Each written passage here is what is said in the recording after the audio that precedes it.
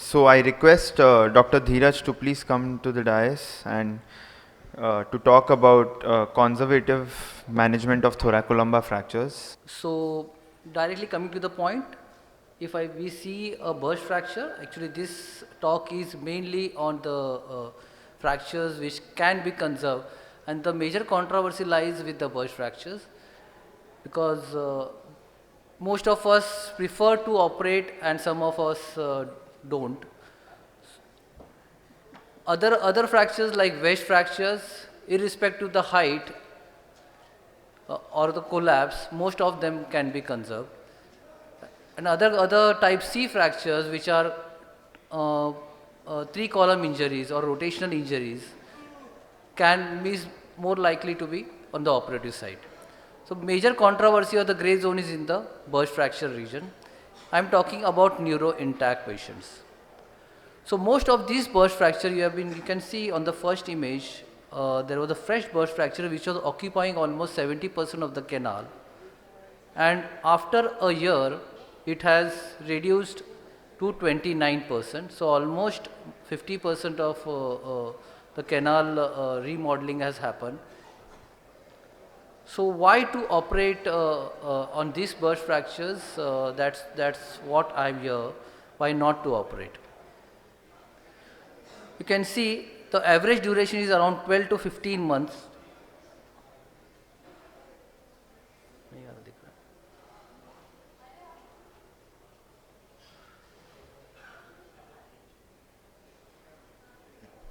Okay, thank you. You can see the average duration is around 12 to 15 months where the remodeling take place. So what is conservative treatment? So conservative treatment is mainly in form of bed rest. We use braces, we use some calcifying therapy, we use some analgesic and try to mobilize as per our own protocol.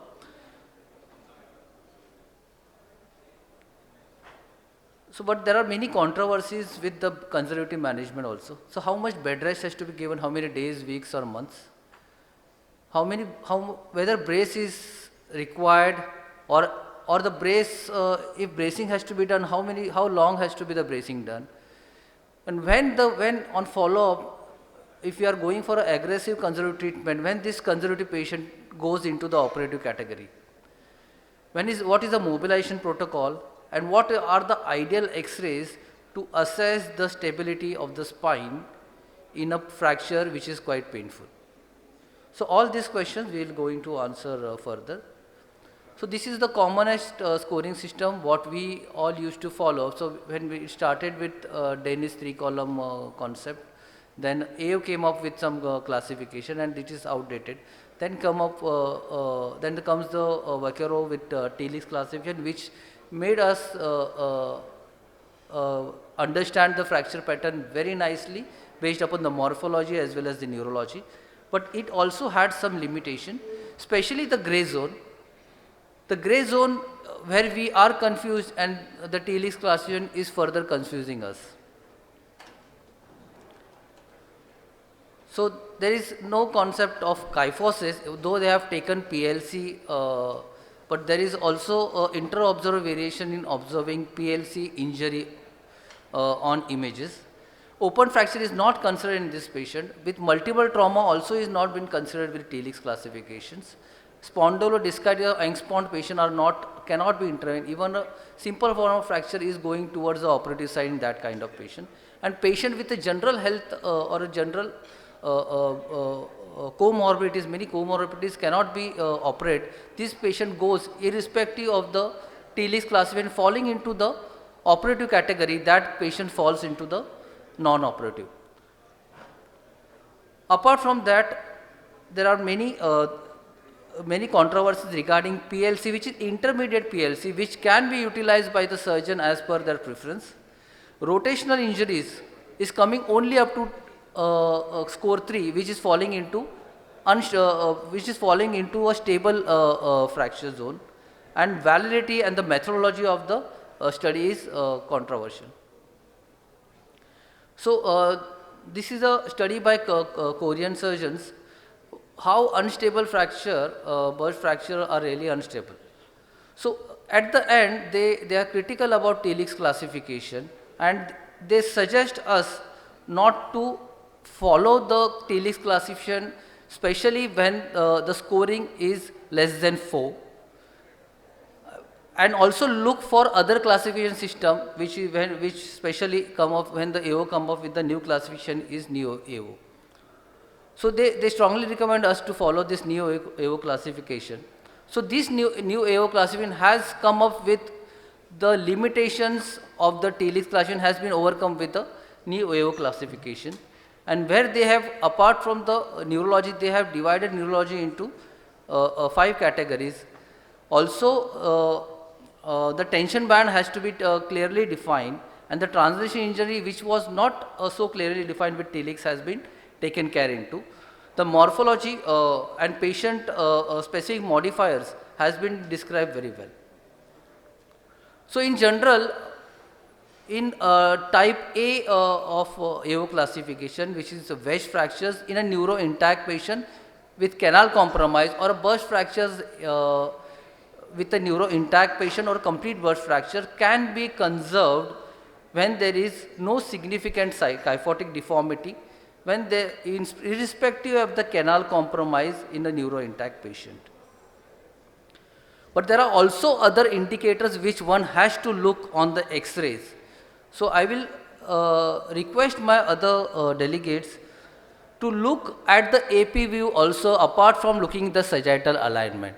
So on AP view, we have to look for the interpedicular distance.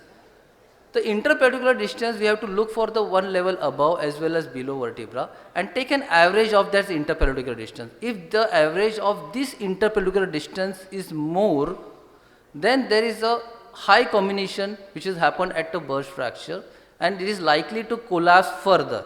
And this patient, if there is this interpedicular distance is same or lesser than the mean, then this patient can be definitely conserved.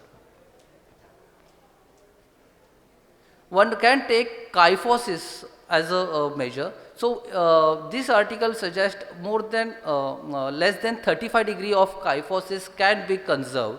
But how to measure the kyphosis also varies as per the fracture pattern. If a upper end plate fracture, the first image you can see, with the intact end plate we can measure the kyphotic angle. With a complete burst fracture, the upper and lower vertebrae, normal vertebrae has to be, the corpse angle of these vertebrae has to be taken into consideration. But also look at the coronal tilt. So more than 10 degree of coronal tilt falls into operative category, and less than that goes into the conservative.